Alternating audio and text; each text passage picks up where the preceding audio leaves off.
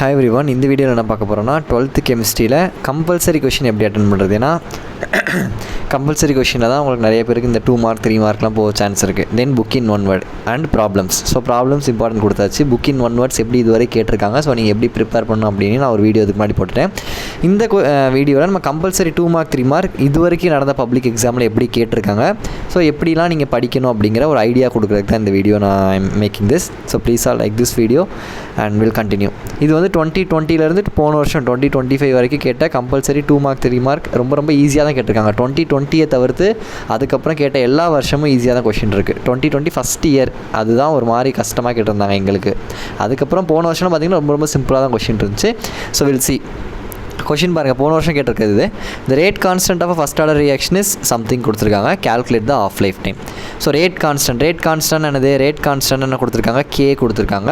So K வந்து என்னது 1.54 × 10⁻³ second inverse. So calculate the half life time. என்ன order reaction, first order reaction.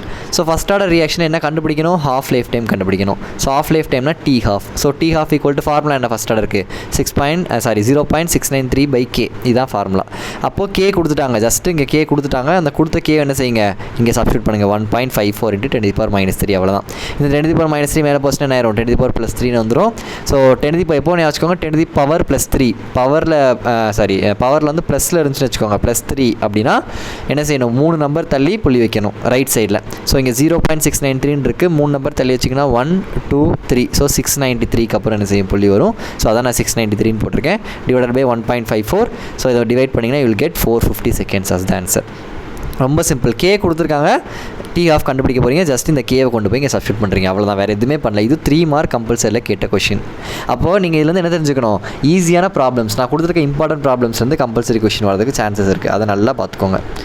Then find the products XY ABC type of conversion. என்ன கொடுத்துருக்காங்க, phenol கொடுத்து ஜிங்கோட react பண்ணி X கொடுக்குது, அம்மோனியாவோட ரியாக்ட் பண்ணால் Y கொடுக்குது.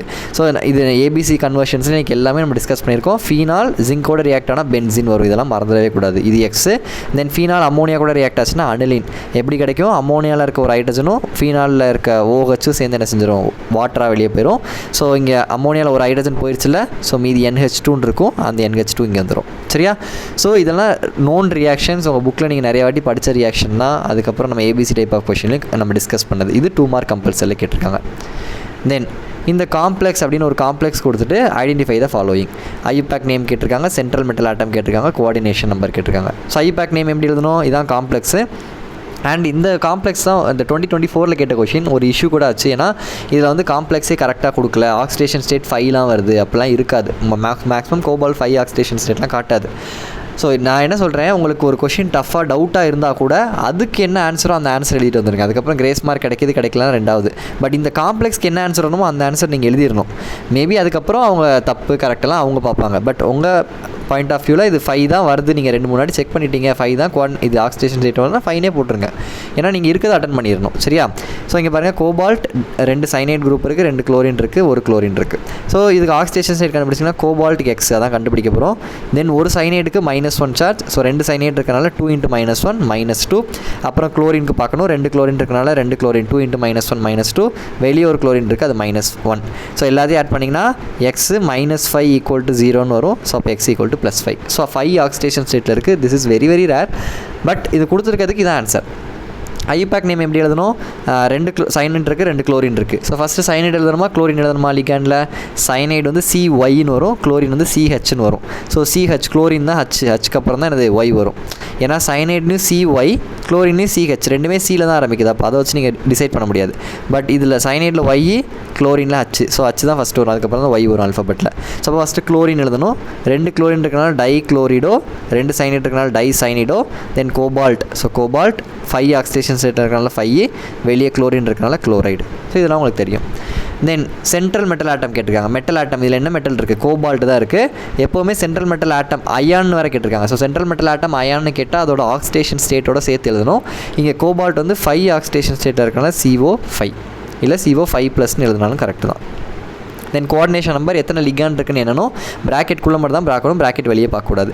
ஸோ 2 சைனைட் லிகாண்ட் இருக்குது, இங்கே 2 குளோரின் இருக்குது. ஸோ 2 + 2 4, வெளியே இருக்க குளோரின் பார்க்கக்கூடாது. So coordination number is 4. Then next what is an order of the reaction. இதெல்லாம் டேரக்ட் புக் பேக் கொஷின் 2024 இவ்வளோ ஈஸியான கொஷின் கேட்டிருக்காங்க. What is order of reaction? It is the sum of the power of the concentration terms involve in the rate law. அதுதான் direct definition. நீங்கள் படித்ததை 2 மார்க்காக கேட்டிருக்காங்க. Just டெஃபினிஷனில் தான் 2 mark. தென் இந்த ப்ராப்ளம் பாருங்கள்.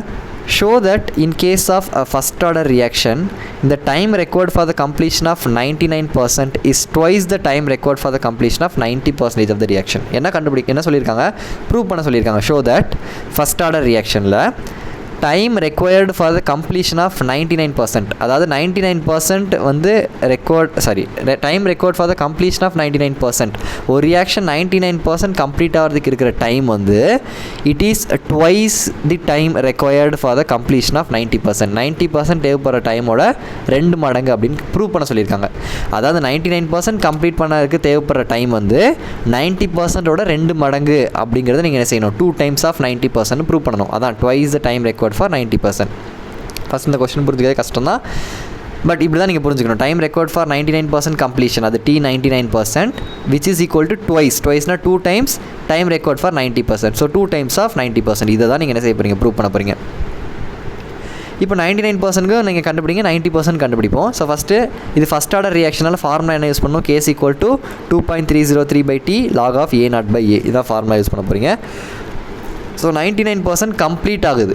ஸோ அப்போ A0 அப்படிங்கிறது இனிஷியல் கான்சன்ட்ரேஷன். ஸோ இனிஷியலாக நம்ம எவ்வளோ பர்சன்டேஜ் எடுத்துப்போம்? எப்போதுமே இனிஷியல் 100% தான் இருக்கும். ஸோ அப்போ A0 வந்து எப்போதுமே 100 தான். A வந்து என்னது? கம்ப்ளீட் ஆனதுக்கப்புறம் மீதி என்ன இருக்குது? ரிமைனிங் ஃபைனல் கான்சன்ட்ரேஷன் தான் A. ஸோ இனிஷியல் 100 எடுத்துட்டோம். எவ்வளோ கம்ப்ளீட் ஆயிடுச்சுன்னு சொல்லிட்டாங்க? 99% கம்ப்ளீஷன் கொடுத்துட்டாங்க. அப்போ 99% கம்ப்ளீட் ஆச்சுன்னா 100ல் எடுத்தோம், 99 கம்ப்ளீட் ஆச்சுன்னா மீதி எவ்வளோ இருக்கும்? 1% தான் இருக்கும். அதுதான் ஃபைனல் A. அப்போ ஃபார்முலா சப்ஸ்டிட் பண்ணுங்கள். T அது 2.303. T வந்து என்ன வந்துடும்? T99%. ஏன்னா 99% தான் நம்ம கண்டுபிடிக்கிறோம். லாக் A0 வந்து இனிஷியல் 100, A வந்து 1. ஏன்னா 99% கம்ப்ளீட் ஆகிடுச்சு, ரிமைனிங் 1 தான் இருக்குது. அப்போது லாக் 100/1 வந்து என்ன வரும்? 100 தான் வரும். ஸோ 100 தான் நான் 10^2 எழுதியிருக்கேன். லாகில் பவரில் இருந்தால் என்ன செஞ்சுக்கலாம்? முன்னாடி கொண்டு வந்துடலாம். ஸோ 2 முன்னாடி கொண்டு வந்துருங்க. மீதி இருக்கிறது அப்படி எழுதுங்க. 2.303. இந்த T இங்கே போயிடுச்சு, இந்த K கீழே வந்துருச்சு. அதனால தான் K கீழே போட்டிருக்கோம். சரியா? 2.303/K log 0 log 10. log 10 வந்து 1. ஸோ அப்போ இந்த டேர்ம் போயிடும், மீதி இந்த டேர்ம் மட்டும் தான் இருக்கும். ஸோ இது T99% அப்படியே வச்சுக்கோங்க. இப்போ T90 கண்டுபிடிப்போம். 90னா இனிஷியலாக நம்ம 100 எடுத்திருப்போம், அது A0. ஃபைனல் எவ்வளோ இருக்கும்? 90% கம்ப்ளீட் ஆயிடுச்சு. ஸோ 100 - 90 மீதி 10%. 100ல் 90% மீதி 10% தான் ரிமைனிங் இருக்கும். அதான் ஃபைனல். ஸோ அப்போ log 100/10 போடணும். இங்கே 99%னால ரிமைனிங் 1 தான் இருந்துச்சு, இங்கே 90%னால ரிமைனிங் 10 இருக்குது. சரியா? அப்போ இது 0 கேன்சல் ஆச்சுன்னா log 10 வரும். log 10னா 1. ஸோ ரிமைனிங் வந்து நம்மளுக்கு 2.303/K. இப்போ பாருங்கள், 99%க்கு 2 × 2.303/K இருக்குது. 90%க்கு வெறும் 2.303/K இருக்குது. ஸோ நீங்கள் எழுதுகிறேன் பாருங்கள். 99%க்கு வந்து எவ்வளோ தேவைப்படுது? 2 × 2.303/K. T90%க்கு வந்து வெறும் 2.303/K. அப்போ இந்த 2.303/K தான் இந்த 90%க்கு தேவைப்படுற டைம். நான் என்ன பண்ண போகிறேன்? இந்த இடத்துல இந்த 2.303/K இருக்குல்ல, அந்த 2.303/K வந்து நான் T90 சப்ஸ்டிட் பண்ணிக்கிறேன். ஏன்னா 2.303/K தான் T90%. அப்போ இந்த இடத்துல நான் என்ன செஞ்சுக்கிறேன்? T90% சப்ஸ்டிட் பண்ணிக்கிறேன். So 2 × T90%. இதை நான் ப்ரூவ் பண்ணணும். 99% is equal to twice of 90%. இதை தான் நான் கொஷினில் ப்ரூவ் பண்ணணும். அதை நான் ப்ரூவ் பண்ணிட்டேன். ஏன்னா எனக்கு 90%க்கு வெறும் 2.303/K தேவைப்படுது. பட் 99%க்கு 2 times ஆஃப் 2.303. ஸோ 2 மடங்கு அதிகமாக தேவைப்படுது. அதான் ப்ரூவ் பண்ணணும். நெக்ஸ்ட் கொஷின் பாருங்கள். இதுவும் நம்ம ABC டைப் ஆஃப் கொஷினில் டிஸ்கஸ் பண்ணால் தான். ரியாக்ஷன்ஸ் ஆஃப் நைட்ரோபென்சின் ரொம்ப இம்பார்ட்டன்ட், நல்லா படிச்சுக்கோங்க. HCl போட்டால் NO2 குரூப் எப்போதுமே என்னவா மாறிடும்? NH2 குரூப்பாக மாறிடும், மறந்துடவே கூடாது. HCl போட்டால் NO2 will be converted into NH2. அதே மாதிரி அயன் HCl கொடுத்தாலும் இதே தான். அதே NH4Cl இருந்துச்சுன்னா, ஜிங்க் NH4Cl இருந்தால் என்னாகும்? NO2 குரூப் NHOH ஹைட்ராக்சிலமீனாக கன்வெர்ட் ஆகும். இதை மறந்துடாதீங்க. இது இது ஃபர்தராக அசட்டைல் குளோரைடோட ரியாக்ட் ஆகுது, ஸ்காட் அண்ட் பஃப்மன் ரியாக்ஷன். இதில் என்னாகும்? அமீனில் இருக்க ஒரு ஹைட்ரஜனும் இங்கே இருக்க Clலும் சேர்ந்து HClஆக வெளியே போயிடும். மீதி என்ன இருக்கும்? இங்கே CH3CO இருக்குல்ல, அதை அப்படியே எழுதிக்கோங்க. CH3CO. தென் இங்கே NH2ல ஒரு H போயிடுச்சு. ஸோ NH மட்டும் தான் இருக்கும். ஸோ இங்கே NH. தென் இந்த CH2CH3 அப்படியே போட்டால் CH2CH3.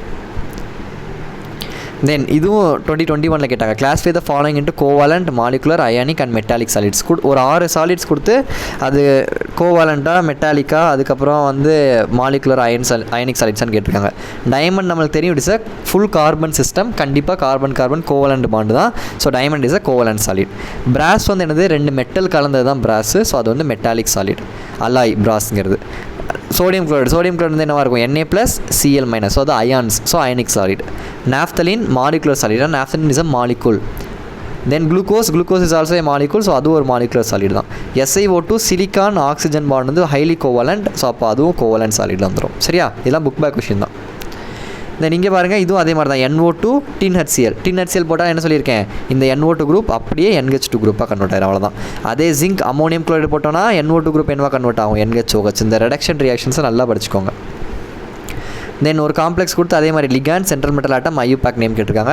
ஸோ இந்த காம்ப்ளெக்ஸில் லிகாண்ட் என்னது, ஃபஸ்ட்டு இருக்கிறது மெட்டல், சில்வர் மெட்டல். லிகாண்ட் வந்து என்னது, இந்த 2 அமோனியா.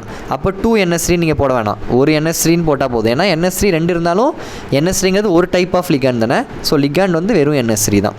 தென் சென்ட்ரல் மெட்டல் ஆட்டம் கேட்டாங்கன்னா AG, அது என்ன ஆக்சிடேஷன் ஸ்டேட்டில் இருக்கோ அதோட சேர்த்து எழுதணும்.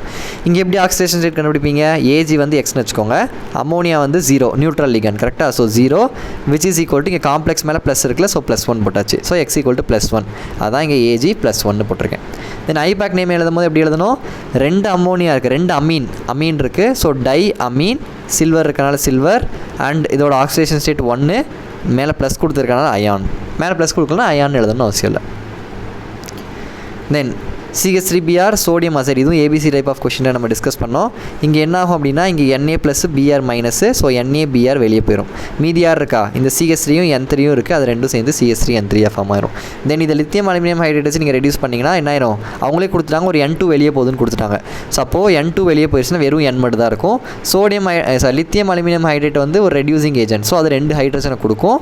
So you will get CH3NH2, ஏன்னா 2 நைட்ரஜன் ஆல்ரெடி வெளியே போயிடுச்சு. தென் இது வந்து எங்கள் ஃபஸ்ட்டு செட்டு கேட்ட கொஷின், அதுதான் கொஞ்சம் கஷ்டமான கம்பல்சரி கொஷின். அந்த பேப்பரே கஷ்டமாக தான் இருந்துச்சு, 2020 பேப்பர்.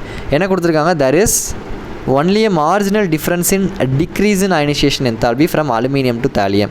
அதாவது நீங்கள் boron, aluminium, gallium, indium, thallium எடுத்திங்கன்னா எப்போவுமே டவுன் த குரூப் என்ன ஆகும், அயனைசேஷன் எனர்ஜி இன்க்ரீஸ் தான் ஆகும். சரியா, பட் என்ன சொல்கிறாங்க, இன்க்ரீஸ் தான் ஆகணும். போரான்லேருந்து அலுமினியம் இன்க்ரீஸ் ஆகணும், அலுமினியம் வந்து gallium, gallium to indium, indium to thallium, ionisation energy increase ஆகணும்.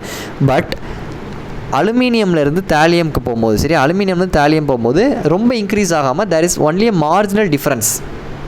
அயனைசேஷன் எனர்ஜி கீழே போகும்போது அயனைசேஷன் எனர்ஜி டிக்ரீஸ் ஆகும். சாரி ரொம்ப சாரி, அயனைசேஷன் எனர்ஜி டிக்ரீஸ் ஆகும், ஏன்னா சைஸ் பெருசாகிறான. What is mean by ionisation energy, ionisation எனர்ஜினா ஒரு ஆட்டம் இருக்குன்னு வச்சுக்கோங்க, ஒரு எலிமெண்ட் இருக்குன்னா அதில் அவுட்டர் மோஸ்ட் எலக்ட்ரான் இருக்கும் தெரியுமா, கடைசியாக ஒரு எலக்ட்ரான் இருக்கும், அவுட்டர் ஷெல்லில் ஒரு எலக்ட்ரான் இருக்கும் தெரியுமா, அந்த எலக்ட்ரானை ரிமூவ் பண்ண நான் எவ்வளோ எனர்ஜி கொடுக்கணும், அதுதான் வந்து எனக்கு ionisation energy.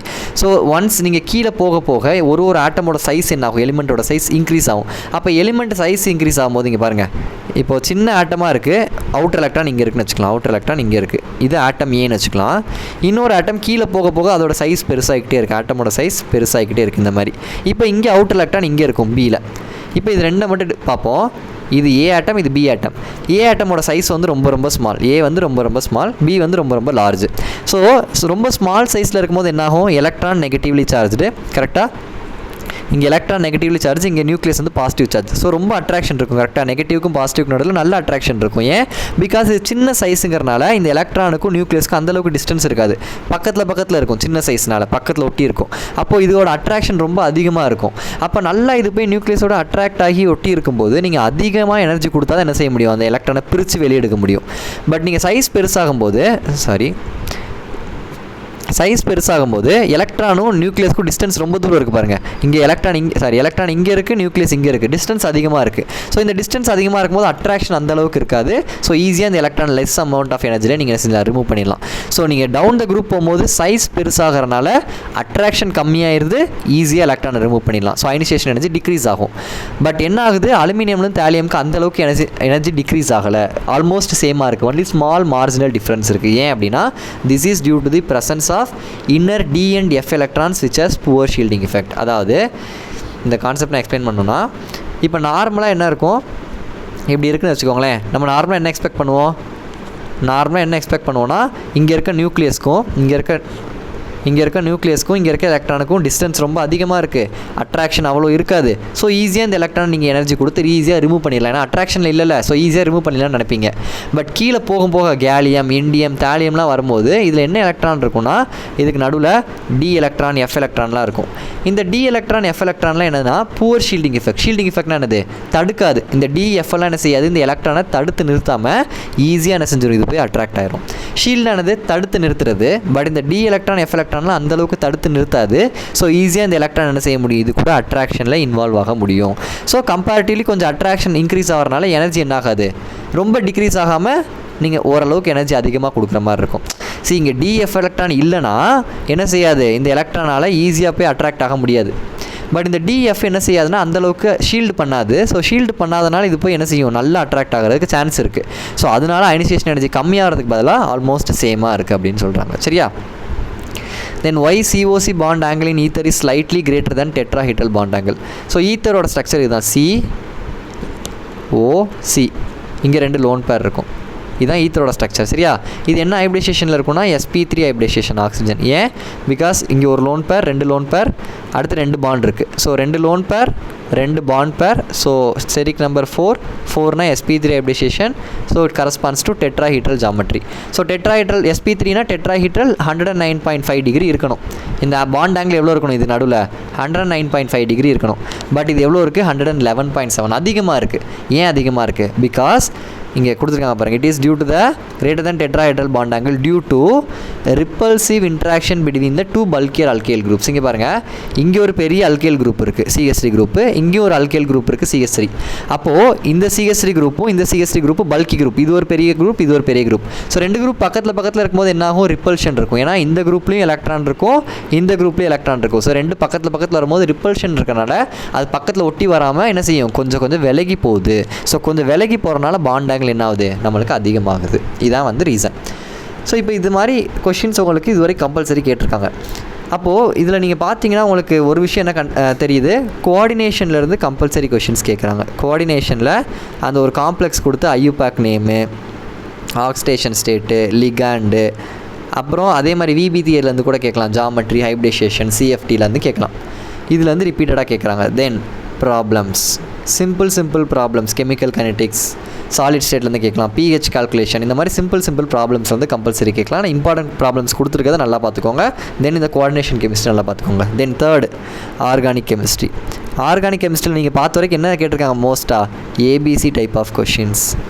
So ABC type of questions தெரியணும்னா நீங்கள் நேமிங் ரியாக்ஷன்ஸ், கன்வர்ஷன்ஸ் படிச்சிருக்கணும். நம்ம ஆல்ரெடி போட்ட வீடியோ நீங்கள் பார்த்தீங்கனாலே அது வந்து உங்களுக்கு ஏபிசி டைப் ஆஃப் கொஷின்ஸ்க்கு ஹெல்ப்ஃபுல்லாக இருக்கும், கம்பல்சரி கொஷினுக்கும் உங்களுக்கு என்னவாக இருக்கும் அப்படின்னா ஹெல்ப்ஃபுல்லாக இருக்கும். சரியா?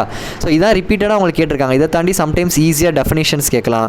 அதுக்கப்புறம் வந்து நீங்கள் படிச்சிருக்க புக் பேக்லேயே இந்த சின்ன கொஷின்ஸ்லாம் இருக்கும், identify molecular solid, ionic solid, அந்த மாதிரி கொஷின்ஸ். ஸோ இதை தாண்டி லாஸ்ட்டாக கான்செப்ஷுவல் டைப் கொஷின்ஸ் என்ன செய்யலாம் கேட்கலாம் உங்களுக்கு. கான்செப்ஷுவல் டைப் ஆஃப் கொஷின்ஸ் நம்ம 2020 மட்டும் தான் கான்செப்ஷுவல் டைப் ஆஃப் கொஷின்ஸ் கேட்டிருக்காங்க. யூ கேன் அது மாதிரி கொஷின்ஸ் என்ன செய்யலாம், எக்ஸ்பெக்ட் பண்ணலாம். சரியா? Okay, so this is all about compulsory questions. Coordination compounds நல்லா பார்த்துக்கோங்க, ப்ராப்ளம்ஸ் நல்லா பார்த்துக்கோங்க, ரியாக்ஷன்ஸ் நல்லா பார்த்துக்கோங்க, ஐயூபேக் நேமிங் பார்த்துக்கோங்க. அதுக்கப்புறமா கான்செப்ஷுவல் டைப் ஆஃப் கொஷின்ஸ் என்ன செய்யுங்க பார்த்துக்கோங்க. முடிஞ்சால் கான்செப்ஷுவல் டைப் ஆஃப் கொஷின்ஸ்க்கு PDF ஏதாவது கிடச்சா I will try to share with you. Thank you.